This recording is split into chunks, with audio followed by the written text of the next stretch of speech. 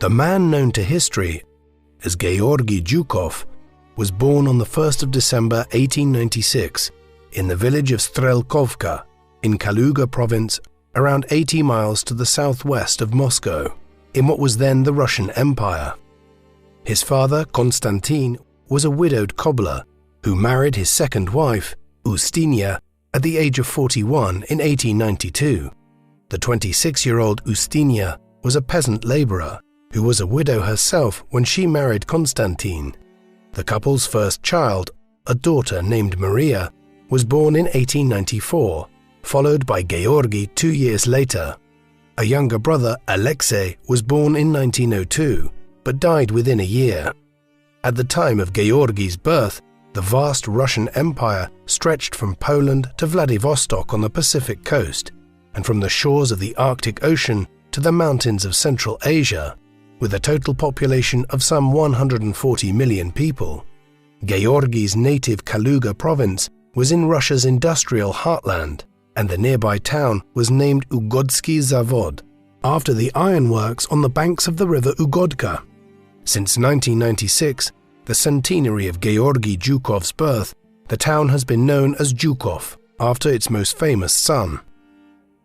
Russia was undergoing rapid industrial development at the turn of the 20th century, which was accompanied by an expansion of primary education.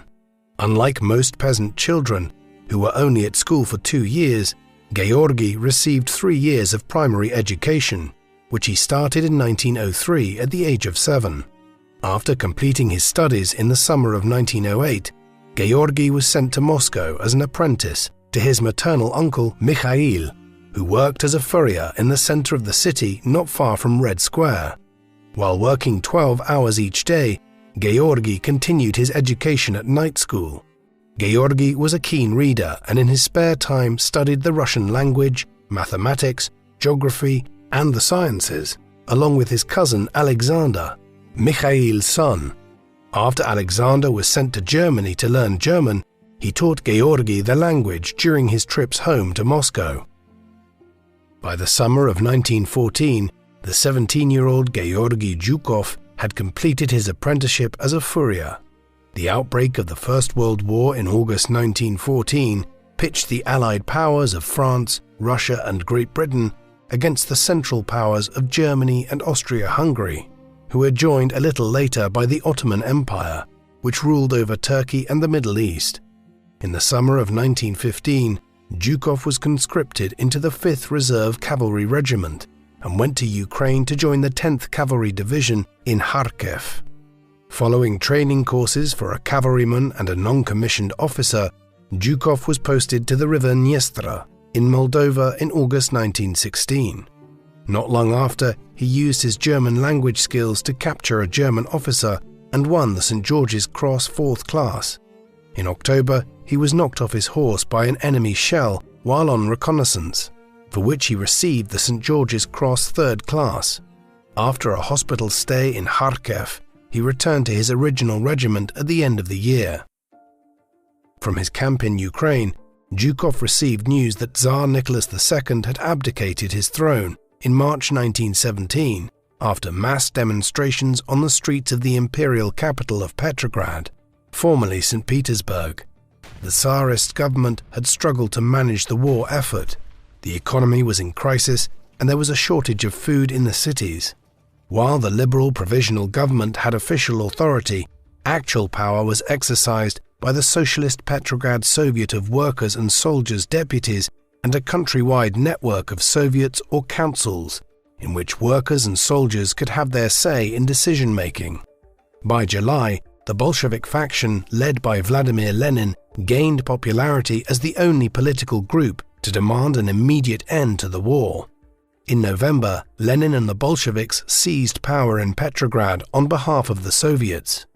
Zhukov had been a member of his regimental Soviet, but his own unit was disbanded and he returned to Strelkovka by the end of the year. In March 1918, Lenin signed the Treaty of Brest-Litovsk with the Central Powers, making large territorial concessions which increased German control of Central and Eastern Europe. This encouraged opponents of the Bolsheviks to take up arms. and Lenin authorized the establishment of a professional military force, the Red Army, to defend the revolution. Under the political leadership of Leon Trotsky, the People's Commissar for Military Affairs, former officers and NCOs of the Imperial Army were invited to join the ranks of the Red Army, and in October 1918, Zhukov joined the 4th Regiment of the 1st Moscow Cavalry Division. In March 1919, he became a candidate member of the Bolshevik Party, which had been officially renamed the Communist Party in 1918, and a full member in May 1920. In June 1919, Zhukov saw action against Admiral Alexander Kolchak's army, advancing on European Russia from Siberia, but by September he was at Tsaritsyn on the Volga River in southern Russia, where he was injured by a grenade.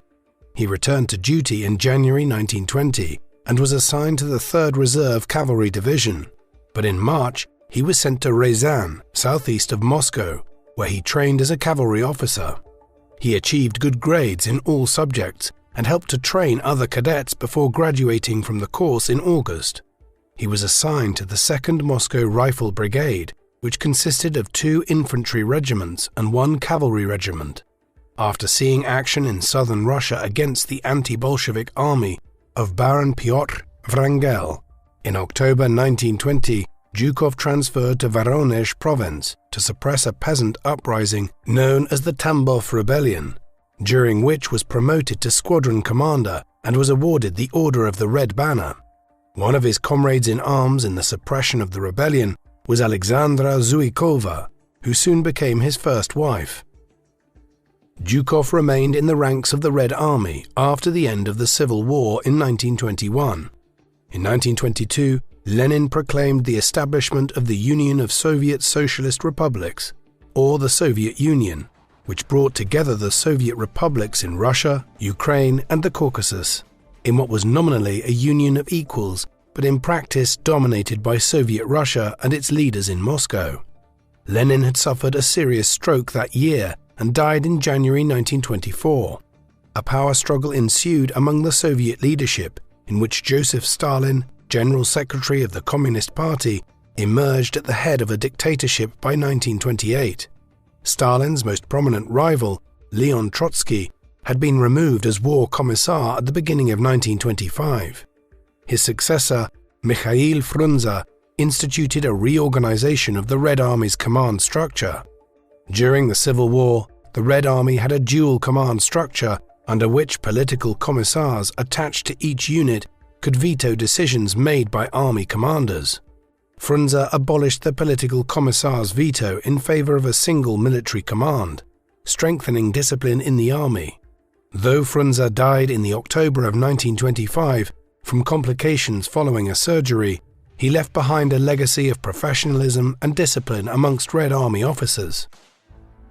The Bolsheviks had abolished military ranks in the Red Army, but Zhukov's responsibilities rapidly increased in the early 1920s, and by July 1923, he was commander of the 39th Cavalry Regiment in the 7th Cavalry Division, and soon received praise for instilling discipline and order among the ranks.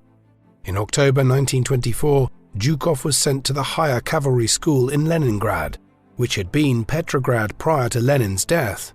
Zhukov's classmates included Konstantin Rokossovsky, a former Tsarist officer from Warsaw who enjoyed a reputation as a talented cavalry commander, and Ivan Bagramian, an Armenian who fought for the Tsar in the First World War before becoming an officer in the army of the Republic of Armenia, which was absorbed by the Red Army during the Russian Civil War. Both men played an important role in Zhukov's military career, and they recognized him as the most diligent and talented student in the class. The course ended in the summer of 1925 with a forced march from Leningrad to the river Volkhov and a swim across the river on horseback.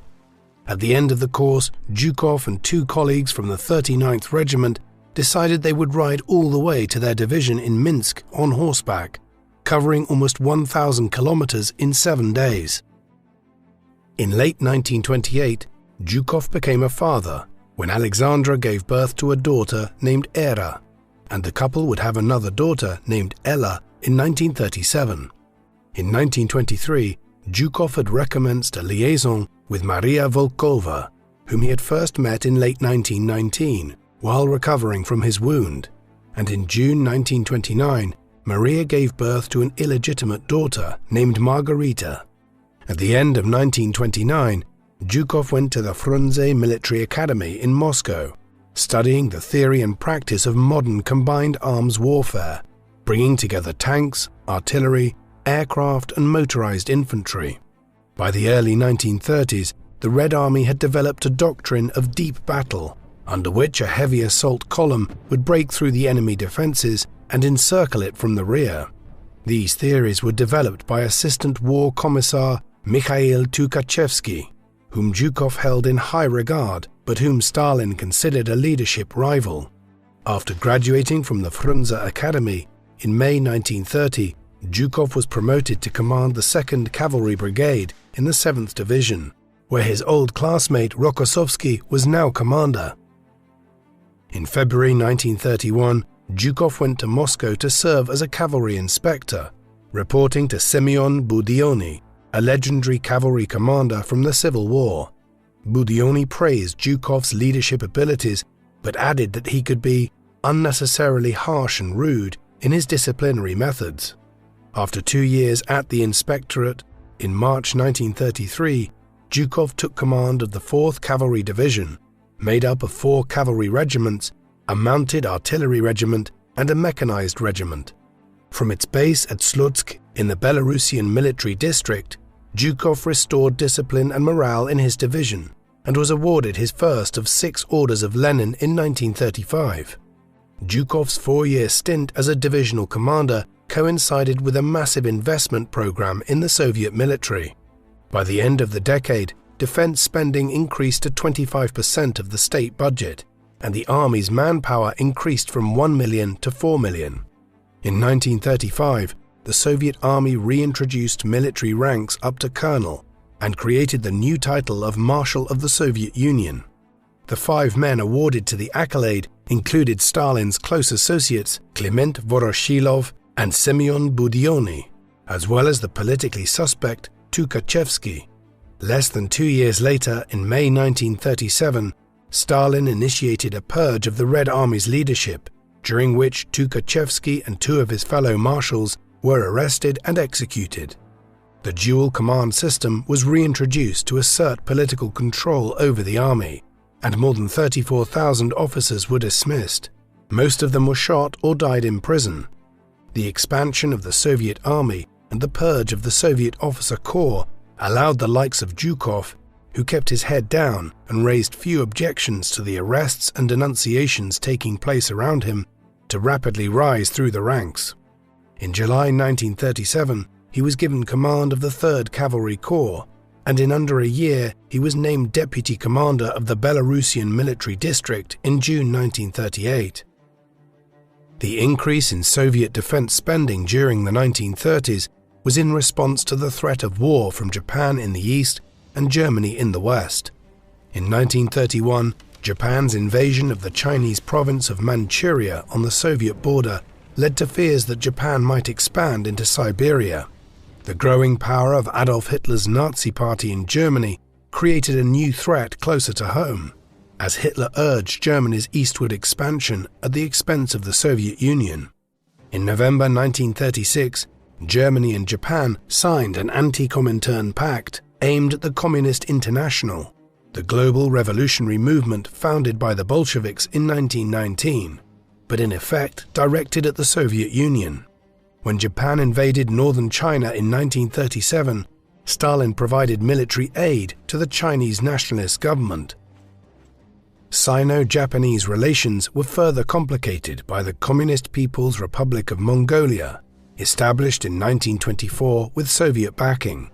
A series of border disputes between Mongolia and the Japanese puppet state of Manchukuo escalated over the decade, leading to skirmishes at the Kalke River, better known by its Mongolian name of Khalkhin Gol, in 1939.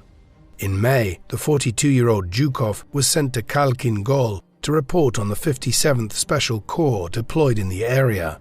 By the time of his mission to Mongolia, Zhukov had served in the military for 23 years, more than half his life. He had fought in the First World War and the Russian Civil War as a cavalryman and took a close interest in the development of mechanized warfare. He was recognized as a hard-working officer and stern disciplinarian, and not only survived but thrived during the Great Purge.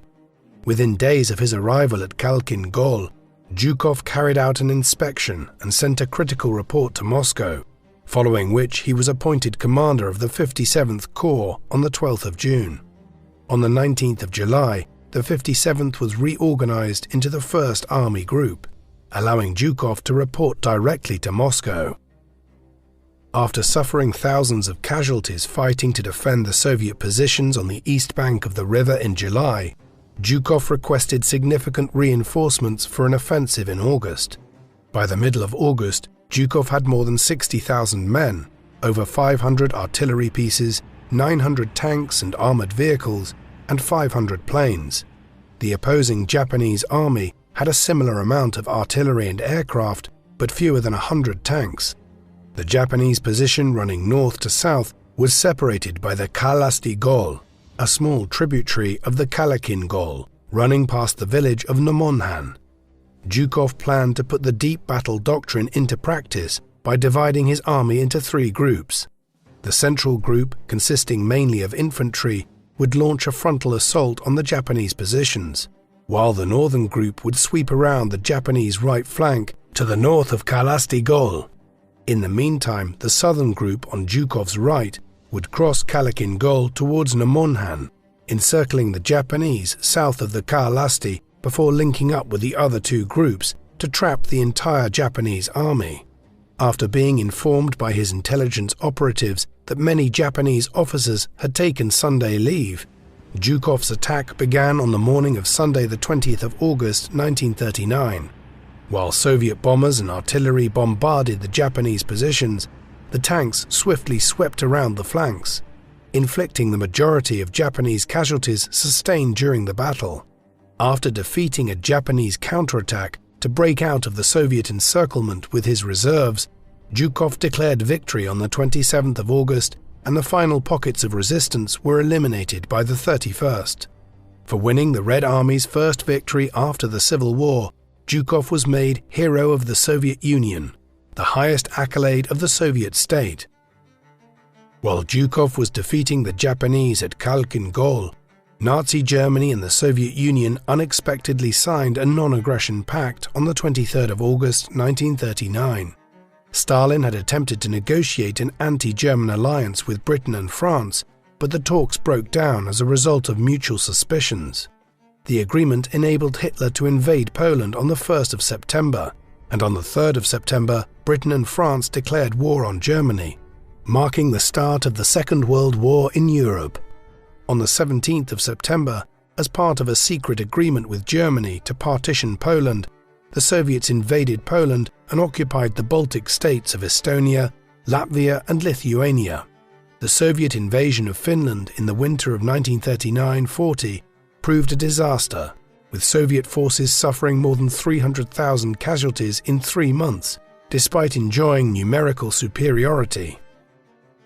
Zhukov remained in Mongolia until May 1940, finalizing details of the border with the Japanese. By the time he returned to Moscow in early June, Hitler had launched his blitzkrieg invasion of France, resulting in French surrender within 6 weeks, leaving Britain and its empire to stand against Germany alongside the resistance forces of nations under Nazi occupation.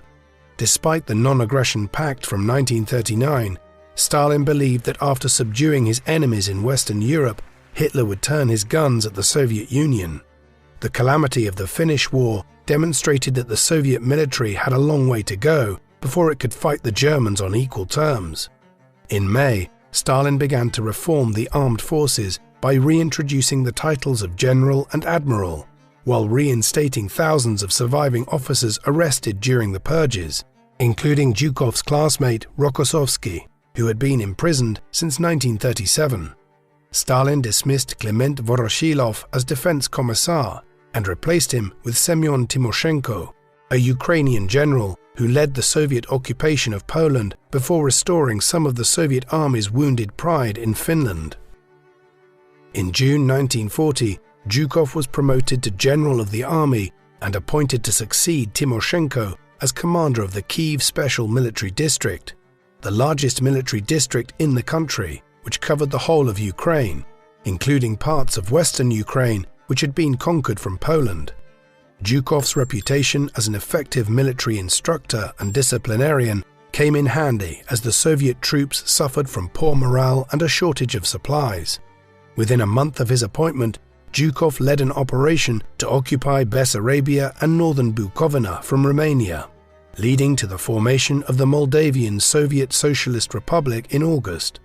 Zhukov's military activities in Ukraine put him in close contact with Nikita Khrushchev, the first secretary of the Ukrainian Communist Party, with whom he would cross paths many times later. Zhukov's Kiev military district was one of 3 military districts on the western border of the Soviet Union, and would therefore be vulnerable to a German invasion. Accordingly, Zhukov was expected to carry out the Soviet Army's plans in the event of an invasion. A plan developed in the summer of 1940 predicted that the Germans would invade in the north via Belarus and the Baltic states, to Leningrad and Moscow, and accordingly the main concentration of Soviet forces would be in the north in order to counterattack. By October, the Soviet leadership came to believe that an invasion would come in the south in order to target the industrial clusters in Ukraine and southern Russia. Officials argued the bulk of the Soviet forces would be concentrated in Zhukov's sector in Ukraine.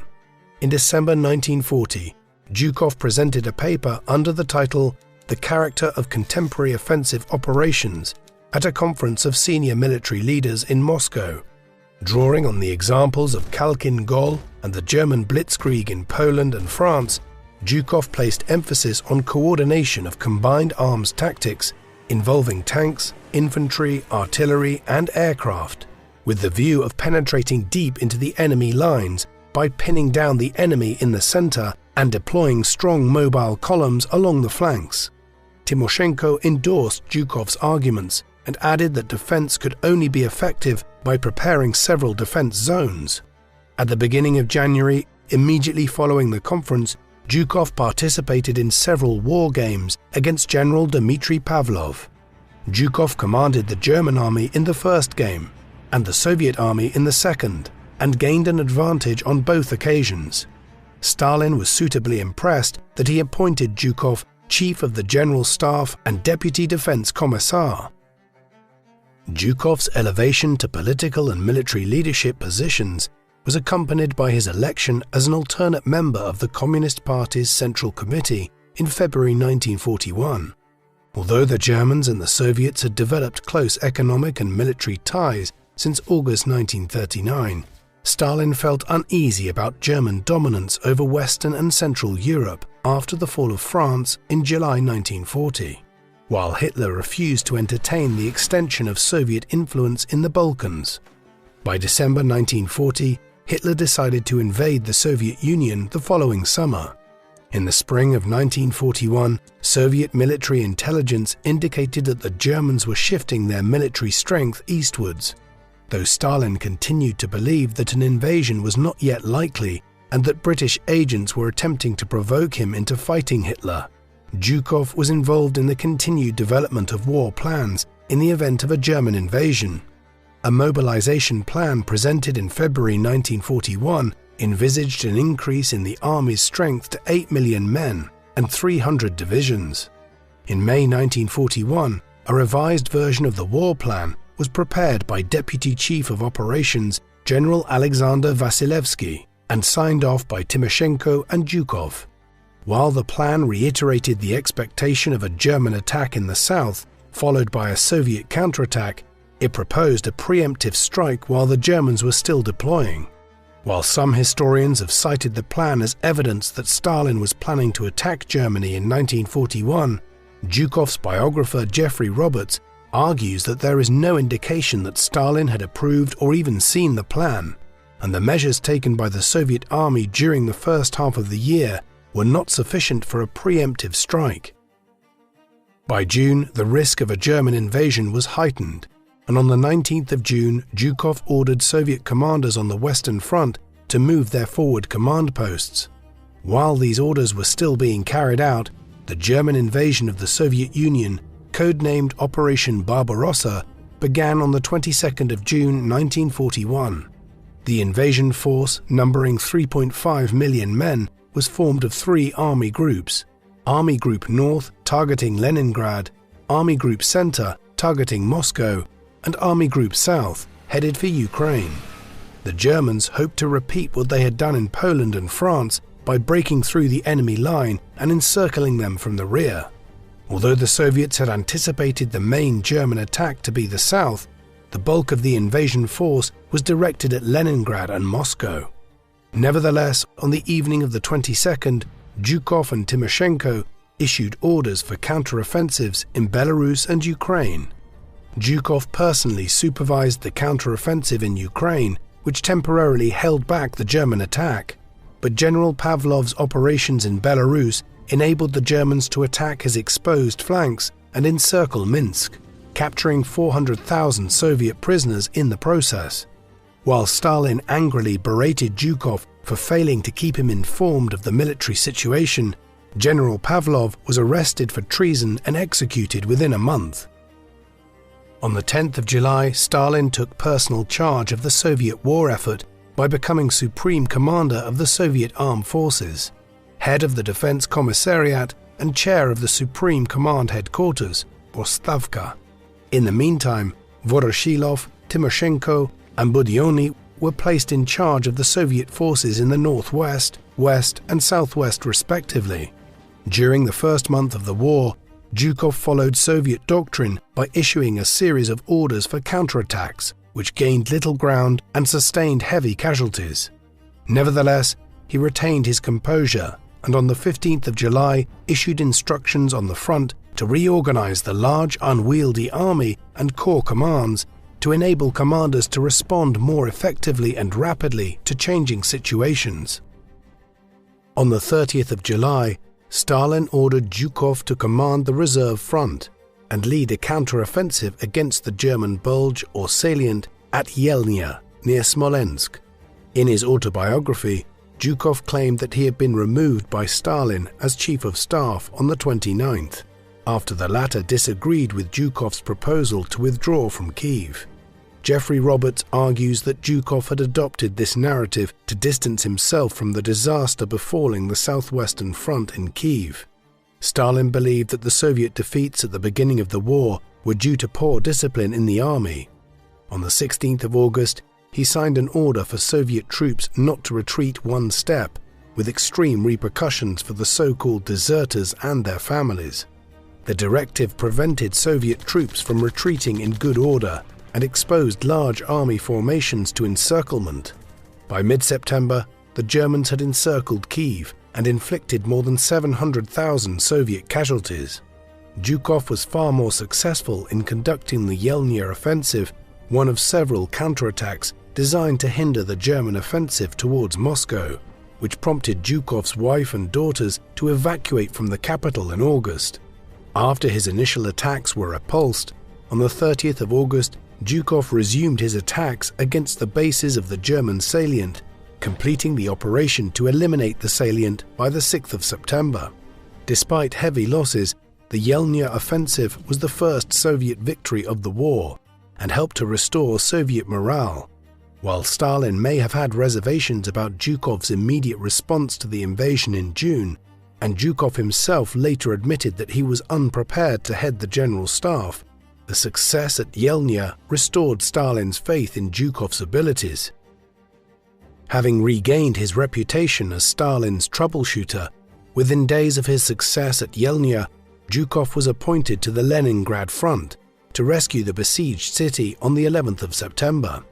German Army Group North planned to seize Leningrad before linking up with Army Group Center to attack Moscow. By the time the Germans reached the outskirts of the city in early September, Hitler had shifted his attention to the capture of Moscow and ordered Leningrad to be besieged. For the Soviets, the loss of the country's second-largest city would not only facilitate German operations towards Moscow, but would also have an immense impact on morale. As commander of the Soviet forces in the northwest, Marshal Voroshilov had delayed the German advance, but failed to prevent the enemy from surrounding the city on the 9th of September. With around 500,000 men at his disposal, but without any tanks or air support, Zhukov managed to stabilize the Soviet defenses on the southern approaches to the city. Though Hitler had already been withdrawing forces from Army Group North to support the attack on Moscow, Leningrad remained under siege for another 3 years, resulting in more than 1 million civilian deaths, though it did tie down German forces. At the end of September, the Germans launched Operation Typhoon, an attack on Moscow involving 1 million men, 1,700 tanks, and 1,000 planes. The defense of Moscow was naturally the most important task for the Soviet military in late 1941, and accordingly, Stalin summoned Zhukov to Moscow in early October. Within days of his arrival, Zhukov was appointed commander of the Western Front on the western approaches of Moscow, supported by General Ivan Konyev's Kalinin Front to the north. Zhukov's task was complicated by the fact that in early October the Soviets had already lost 500,000 men, encircled in Bryansk and Vyazma, southwest of Moscow. Before Zhukov's arrival, the line of defenses had shrunk to be centered on Marzheysk near Borodino, the site of the great battle between General Kutuzov's Russians and Napoleon's Grande Armée in 1812. After the collapse of the Marzheysk line on the 18th of October, the Soviet authorities declared that Moscow was under a state of siege. On the 1st of November, Zhukov issued an appeal to his men, reminding them of their illustrious predecessors who had defeated Napoleon, vowing that, in this hour of danger, we will not spare our forces or our lives in erecting a steel wall in defense of the motherland and in defense of its sacred capital, Moscow. While Zhukov was forced to withdraw further towards Moscow, his constant counterattacks weakened the German offensive, enabling him to reinforce his armies. On the 7th of November, the 24th anniversary of the Bolshevik Revolution, Soviet troops paraded in Moscow on their way to the front. In his address at the parade, Stalin appealed to the great heroes of Russian military history: Alexander Nevsky, who defeated the Swedes and the Germans in the 13th century; Dmitry Donskoy, who defeated the Tatars in the 14th century; Kuzma Minin and Dmitry Parzhasky, who liberated Moscow from Polish occupation in the 17th century; and Alexander Suvorov and Mikhail Kutuzov, who fought the Turks, Poles, and the French at the turn of the 19th century. By the end of November, the Soviet defenses west of Moscow had withstood the German onslaught, and Zhukov was able to send reserves to turn back the German offensive. In the meantime, Stalin had built a large reserve force for a counteroffensive which began on the 5th of December. Zhukov relied on his preferred tactic of launching a central assault to hold the enemy's center, while carrying out strong attacks on the flanks to destroy the German forces attempting to encircle Moscow. Almost 400,000 Soviet troops attacked 250,000 men of Army Group Center, and by the end of December, Zhukov's men had advanced over 100 miles. Zhukov's successful defense of Moscow was not only celebrated by the Soviet press, but made the front pages of the Western newspapers. Stavka hoped to build on the successful counteroffensive by launching a more ambitious attack towards Vyazma and Rzhev to encircle and annihilate Army Group Center. Stalin believed that once the initial German attacks were defeated, they would have no remaining reserves, and in January 1942, the 700,000 men of the Western and Kalinin fronts were thrown forward. Contrary to Stalin's expectations, the Germans dug in and held firm, and the offensive was abandoned in April. In his memoirs, Zhukov admitted that he had underestimated the enemy's defenses. Zhukov and the Soviet High Command continued to launch unsuccessful offensives against Rzhev throughout the year, sustaining more than 1 million casualties in what was subsequently known as the Rzhev meat grinder. The Germans, by the spring of 1942, had lost over 1 million men, a third of their combat strength on the Eastern Front, without achieving their objectives of capturing Leningrad and Moscow. German strategic considerations were also influenced by the entry of the United States into the war in December of 1941, following the Japanese attack on Pearl Harbor, which was accompanied by a German declaration of war on the United States. Faced with the prospect of the Soviets receiving American military and economic aid, Hitler decided to concentrate on southern Russia and capture the oil fields of the Caucasus. In May 1942, a major Soviet counteroffensive led by Timoshenko against Kharkov was defeated with a loss of almost 300,000 men. The Soviet defeat in Ukraine ensured that the German offensive encountered less resistance, and by the end of August, the Germans had reached Stalingrad, the city on the banks of the Volga which Zhukov had known as Tsaritsyn prior to its renaming in 1925.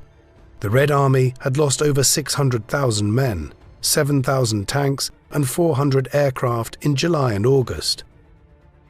Although the primary German objective had been to capture the Caucasian oil fields, in July Army Group South was split into Army Group A and Army Group B.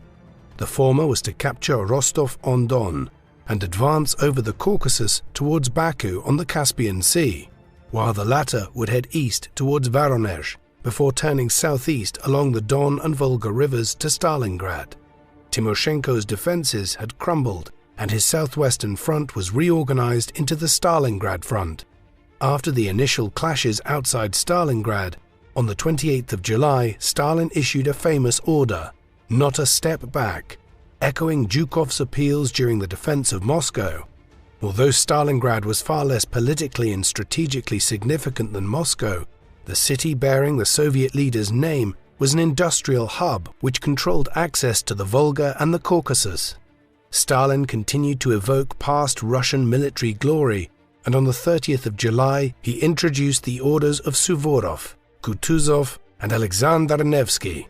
Stalin recognized that patriotism rather than ideology was the motivating factor for the Red Army, and in October he abolished the role of political commissars in the Soviet army. Soviet counterattacks failed to prevent the Germans from laying siege to Stalingrad on the 23rd of August.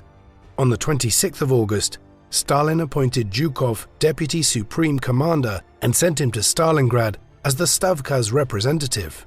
The battle for the city involved the German 6th Army under General Friedrich von Paulus and the Soviet 62nd Army commanded by General Vasily Zhukov. Zhukov was under the direct command of General Andrei Yeryomenko, the commander of the Stalingrad front, which also included several army formations supporting Zhukov's flanks. Though the Germans made steady progress on the west bank of the Volga, Zhukov continued to receive reinforcements from the east bank. In early October, Zhukov criticized Yeryomenko's handling of the defense of the city and ordered him to turn every street and every building in Stalingrad into a fortress. After 3 months of heavy fighting through the streets of the city, the Germans were in control of 90% of Stalingrad, with the remaining Soviet resistance confined to the slopes of the Mamayev Kurgan, a hill overlooking the center of the city, and a narrow strip among the factories on the west bank of the Volga. Zhukov's army suffered 75% casualties but remained a viable fighting force. While the Germans were advancing inch by inch in Stalingrad, Zhukov and the Chief of Staff, Alexander Vasilevsky, were planning a counter-offensive, codenamed Operation Uranus, to destroy the besieging forces. At the same time, Zhukov worked on Operation Mars, yet another attempt to destroy Army Group Center in Rzhev. While Mars failed to achieve its desired objectives, Uranus proved far more successful. Launched on the 19th of November 1942, Operation Uranus involved the forces of 3 Soviet fronts: Yeryomenko's Stalingrad front, Rokossovsky's Don front, and Nikolai Vatutin's southwestern front. Yeryomenko would attack south of Stalingrad, while Rokossovsky would move in from the north. Vatutin would lead the main attack northwest of the city, and the 3 armies would all converge on Kalach in the enemy rear. Paulus was caught by surprise, and by the 23rd of November, almost 300,000 soldiers were caught in the Soviet trap, predominantly Germans, but also including a significant number of men from Hitler's Romanian, Italian and Hungarian allies. A German operation to rescue the Sixth Army was stopped by the Soviet forces, though it managed to disrupt Operation Saturn, launched on the 16th of December to recapture Rostov. In January 1943, Rokossovsky led an operation to tighten the ring around the enemy, and on the 2nd of February, 90,000 surviving Germans surrendered, including Paulus. Although the Soviets had sustained 2.5 million casualties during the campaign, the Red Army inflicted 1.5 million casualties on the Germans and pushed them back to where they had been in June 1942. By the time of the German surrender in Stalingrad, Zhukov had been back on the Leningrad front to oversee Operation Iskra, an attempt to break the siege of Leningrad. The operation was launched on the 12th of January and achieved partial success by reopening the road and rail links by the 18th. The same day, Zhukov was promoted to Marshal of the Soviet Union. Later that month, he received the Order of Suvorov for his part in Operation Uranus. In February 1943, Zhukov returned to the northwest to oversee Operation Polar Star, an ambitious plan he developed to destroy Army Group North. But the operation proved a failure and cost the Red Army 250,000 casualties.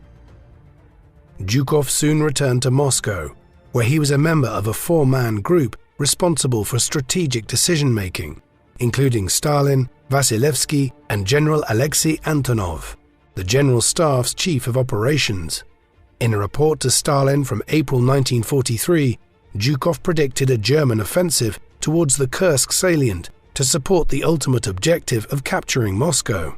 He proposed that the Soviet army should adopt a defensive posture before turning to the offensive. Accordingly, in May, Zhukov supervised the preparation of 3 defensive belts on the Central and Voronezh fronts, which met at the Kursk salient. Following on from their success in Operation Uranus, Vatutin was named commander of the Voronezh front, and Rokossovsky served as commander of the Central Front. The two fronts had a combined 1.3 million troops, 3,600 tanks, and 2,800 aircraft. Another 500,000 men and 1,500 tanks, under the command of General Konev, was designated as a reserve to support a counterattack. Zhukov kept Stalin updated on the situation on the ground and spent many hours in detailed discussions with General Rokossovsky.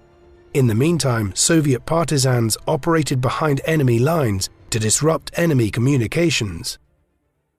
The anticipated German offensive began on the 4th of July, as the German 9th Army from Army Group Center and the 4th Panzer Army from Army Group South aimed to execute a double envelopment of the Kursk salient. During the battle, Zhukov oversaw the central, Bryansk and western fronts, while Vasilevsky assumed responsibility for the Voronezh front. The Battle of Kursk was the largest tank battle in world history, involving 3,000 German tanks and 5,000 Soviet tanks. The German tank formations included heavy Tigers and medium Panthers, both of which outgunned the main Soviet battle tank, the T-34, which was cheaper and quicker to produce, thus enabling the Soviets to enjoy a large numerical advantage. Though the Germans advanced several miles into the Soviet lines, the Soviet defenses held, and the battle climaxed with the action at Prokhorovka on the 12th of July. Though General Pavel Rotmistrov's 5th Guards Tank Army suffered heavy casualties, the Soviets could afford to lose more tanks, and the German attack was called off. Following Zhukov's plans, the Soviets launched 2 offensive operations, both named after Russian generals of the late 18th century. Operation Kutuzov in the north was directed against Army Group Center in the Aril salient, and by the 5th of August, Aril was captured by the Soviets. Zhukov personally supervised Operation Rumyantsev in the south, which captured Belgorod on the 5th of August, and Kharkov on the 23rd. A third operation, named after Alexander Suvorov, recaptured Smolensk in September. The Soviet offensives following the Battle of Kursk paved the way for the reconquest of Ukraine. While Zhukov favored encirclement operations to eliminate large groups of enemy personnel, Stalin considered these operations risky and preferred to recapture as much territory as possible on a broad front. On the 26th of August, the Central, Steppe and Voronezh fronts, which had taken part in the Battle of Kursk, launched offensive operations aimed at Kiev and the eastern bank of the Dnieper River. As the Red Army advanced towards Ukraine and Belarus, the Voronezh Front was renamed the First Ukrainian Front, the Steppe Front as the Second Ukrainian Front, and the Central Front as the First Belarusian Front. As coordinator of the First and Second Ukrainian Fronts, Zhukov supervised the attack on Kiev on the 3rd of November, resulting in the recapture of the Ukrainian capital 3 days later, successfully meeting Stalin's desire to liberate the city before the 26th anniversary of the Bolshevik Revolution on the 7th of November. By the end of the year, the Red Army had pushed the Germans beyond the west bank of the Dnieper. The First and Second Ukrainian Fronts under Vatutin and Konev continued to advance in early 1944, before Vatutin was ambushed and shot by the nationalist Ukrainian insurgent army at the end of February. Zhukov succeeded the mortally wounded Vatutin as commander of the First Ukrainian Front, continuing the offensive to the river Dniestr to cut off Army Group South from Romania.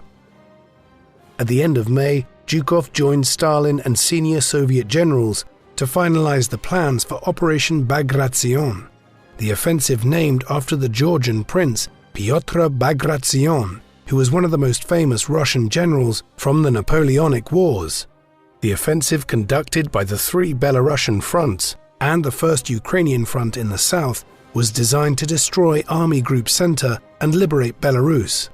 The operation was the largest Soviet offensive of the war, involving 2.4 million men, 36,000 artillery pieces, and over 5,000 tanks and aircraft, an overwhelming numerical superiority over the Germans. As coordinator of the First and Second Belarusian fronts, Zhukov inspected the preparations for the offensive, which was timed to roughly coincide with the D-Day landings in France on the 6th of June. After initial preparatory attacks by partisans, the main attack was launched on the 23rd of June, and the Red Army captured the Belarusian capital of Minsk on the 3rd of July, along with 100,000 Germans from Army Group Center caught in the Soviet net. Though Operation Bagration cost the Soviets 750,000 casualties, by the end of July, Army Group Center had suffered 400,000 casualties of its own and was no longer a viable formation. After recapturing Belarus, the Soviet offensive continued into Poland. By early August, Rokossovsky's First Belarusian Front arrived at the Warsaw suburb of Praga on the eastern bank of the Vistula River. The 20,000-strong First Polish Army, formed among the Poles who were deported to the Soviet Union following the invasion of 1939, was given the privilege of leading the attack. However, the Soviet offensive was losing momentum, and the Germans organized a strong defense of the Polish capital, which, if lost, would open the way for the Soviets to advance on Berlin.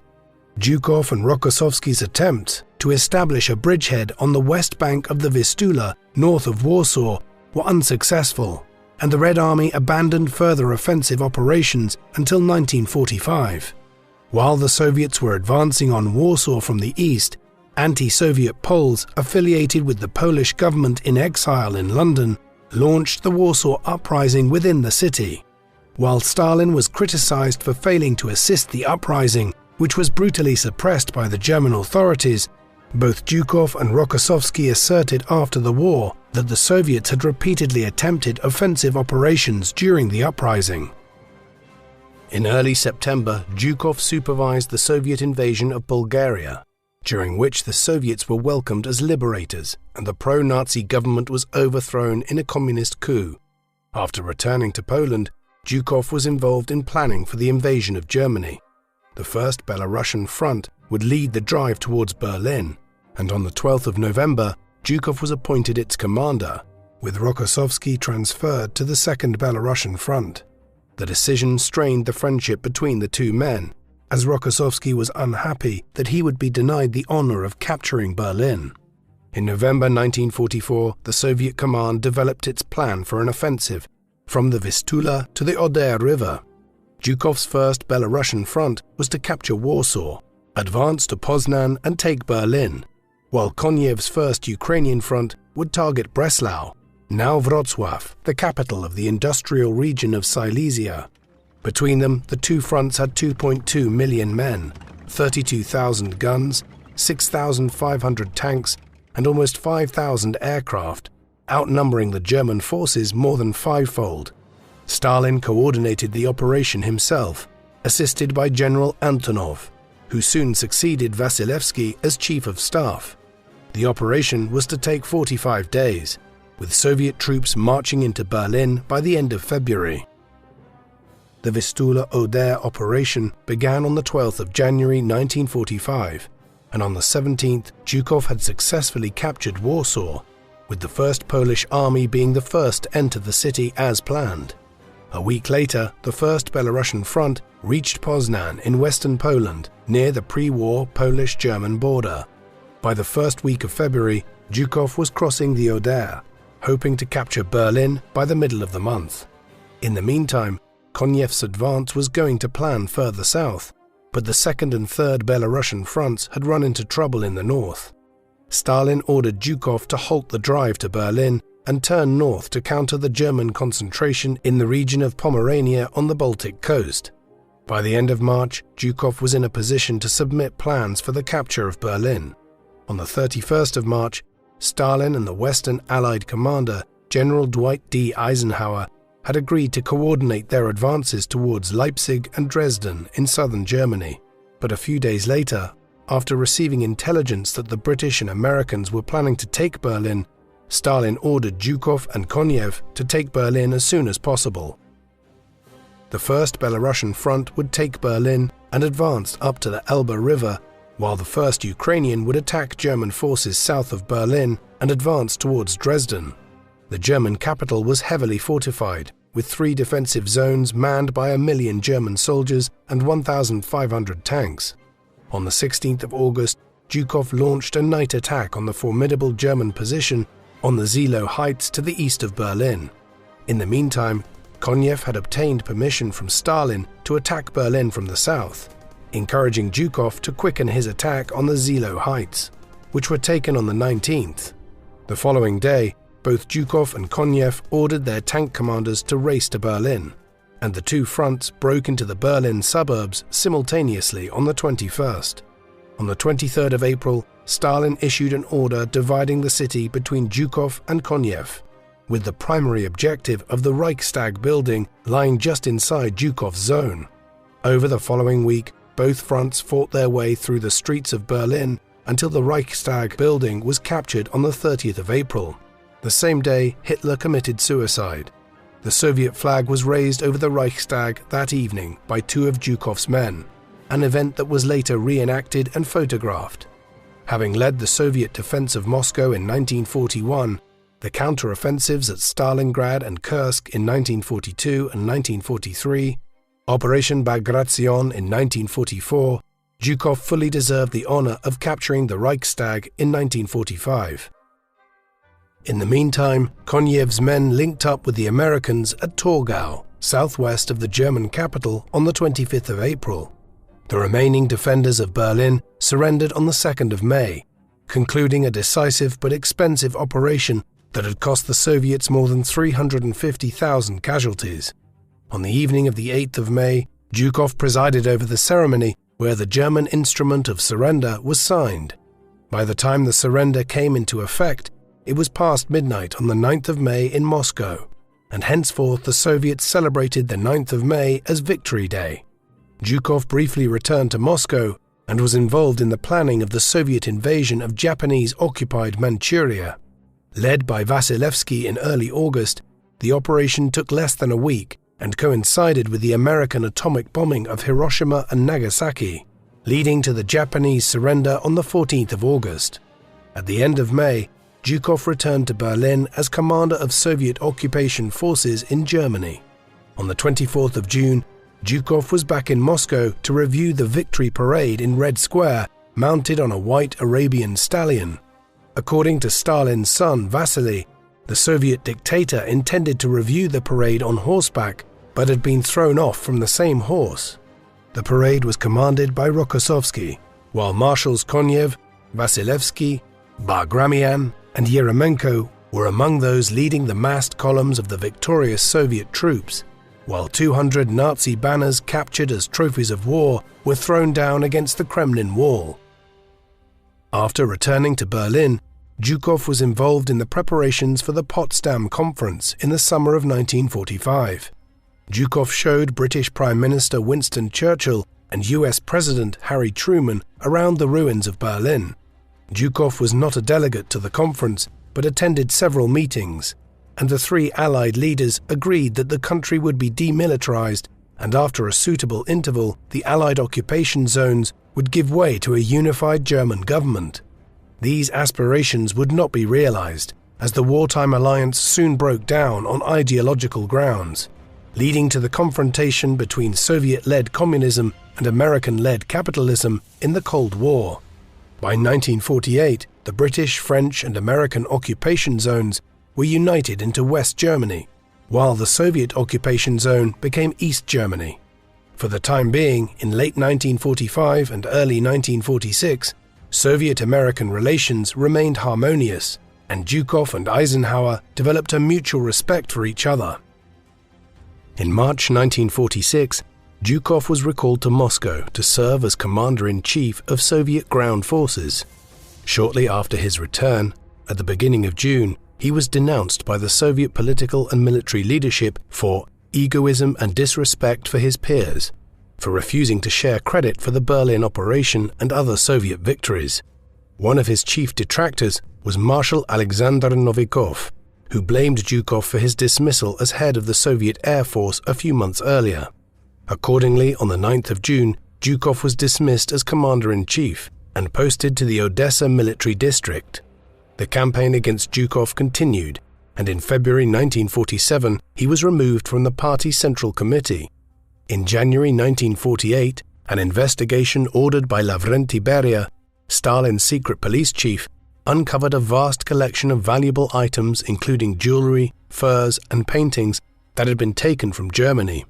Though Zhukov pleaded that the items were not stolen and were given to him as gifts or paid for with his money, he was ordered to surrender the items to the state. On the 4th of February 1948, he was transferred to the remote Urals military district based in Sverdlovsk, now Ekaterinburg, and his name was written out of the histories of the war and excluded from the lists of marshals of the Soviet Union. Zhukov's fall from grace had a negative impact on his health, and he suffered a heart attack in 1948. In 1950, while in hospital in Sverdlovsk with heart problems, Zhukov fell in love with his attending doctor, the 24-year-old Galina Simonova. The relationship continued surreptitiously for a decade, hidden from Zhukov's wife Alexandra until 1957, when Galina gave birth to a daughter named Maria. In 1965, Zhukov would divorce Alexandra in order to marry Galina. By 1949, Zhukov began to be rehabilitated, and in October 1952, he attended the 19th Party Congress and returned as a candidate member of the Central Committee. On the 5th of March 1953, Stalin died at his dacha west of Moscow, and the new defense minister, Nikolai Bulganin, appointed Zhukov and Vasilevsky as his deputies. At the same time, Georgy Malyenkov became chairman of the Council of Ministers, or State Premier, while Nikita Khrushchev emerged as the leader of the party organization. The most active member of the Soviet leadership team after Stalin's death was Lavrenti Beria, who uncharacteristically began to release thousands of political prisoners from incarceration and spoke of improving relations with the capitalist West. Other Soviet leaders feared that these initiatives were part of an attempt by Beria to seize power, and Khrushchev, Malyenkov, and Bulganin plotted to eliminate Beria. On the 26th of June, Zhukov was urgently summoned to the Kremlin and instructed to arrest the secret police chief. While Zhukov admitted that he had little experience carrying out such an operation, he enthusiastically agreed to execute his orders. Within 2 hours, Zhukov and a small group of armed officers including the future Soviet leader Leonid Brezhnev, arrested Beria and sent him to prison. Following a show trial, Beria was executed in December. As Deputy Defense Minister, Zhukov supervised the development of Soviet nuclear capabilities and conducted exercises simulating nuclear warfare. Bulganin had been careful not to allow Zhukov any political authority, but in January 1955, Khrushchev secured Malienkov's dismissal as premier and appointed Bulganin in his place. On the 7th of February 1955, Zhukov was appointed Minister of Defense, and the following month Ivan Bagramian was appointed to serve as his deputy. In an interview to the American press on the same day, he proposed a ban on nuclear weapons and expressed his hope for peaceful relations with the United States. As defense minister, Zhukov presided over the demobilization of more than 2 million men from the Soviet army, as Khrushchev sought to de-escalate the Cold War. At the same time, Zhukov and Foreign Minister Vyacheslav Molotov established the Warsaw Pact, a collective security alliance bringing together the Soviet Union and 7 communist states in Eastern Europe. In July 1955, Zhukov accompanied Khrushchev, Molotov and Bulganin at the Geneva Conference, where he met Eisenhower, who had been President of the United States since 1953. Zhukov attempted to reassure the US President that the Soviet Union had no aggressive intentions and reiterated his desire for nuclear disarmament, though the West remained deeply skeptical. On the 25th of February 1956, following the end of the 20th Party Congress, Khrushchev delivered his secret speech, which criticized Stalin's cult of personality and his handling of the Second World War.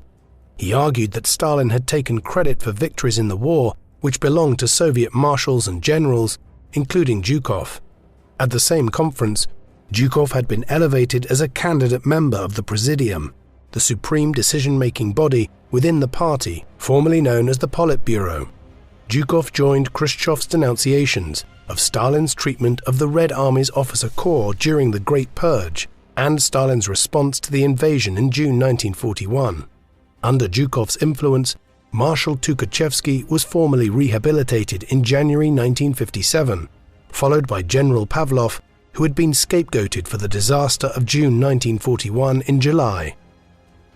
Although Zhukov did not have voting rights in the Presidium, his membership of the body allowed him to provide his input on political and military matters, and he played an important role in the Soviet response to the political crisis in Hungary in late October 1956.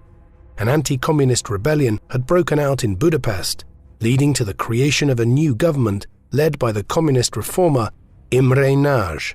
Zhukov hoped that Nagy would be able to stabilize the situation, but Nagy's decision to withdraw from the Warsaw Pact on the 1st of November prompted a forceful Soviet response. On the 4th of November 1956, Marshal Konev led a Soviet invasion of Hungary, which resulted in 2,000 Soviet casualties and 25,000 Hungarian casualties. Following his role in the Hungarian crisis, Zhukov was awarded his 4th Order of Lenin in December 1956, on the occasion of his 60th birthday. By the summer of 1957, Khrushchev's authority in the Presidium was being challenged by the old Stalinists Molotov, Lazar Kaganovich, and former Premier Malenkov. On the 18th of June, Khrushchev was criticized for his leadership by most of the Presidium members, and Anastas Mikoyan was the only full member of the body to come to the leader's defense. The candidate members, Zhukov and Leonid Brezhnev, spoke in Khrushchev's defense, but did not have voting rights. Zhukov helped Khrushchev summon a meeting of the wider pro-Khrushchev Central Committee to discuss the matter, enabling Khrushchev to survive the attempted coup. At the plenum meeting that followed, Zhukov revealed details of Kaganovich and Molotov's complicity in Stalin's purges. Zhukov was rewarded for his loyalty to Khrushchev with his promotion as a full member of the Presidium, but a few months later, Khrushchev turned against his Minister of Defense. In October 1957, while Zhukov was on a visit to Yugoslavia and Albania, he was denounced in the Presidium for neglecting ideological issues in the army.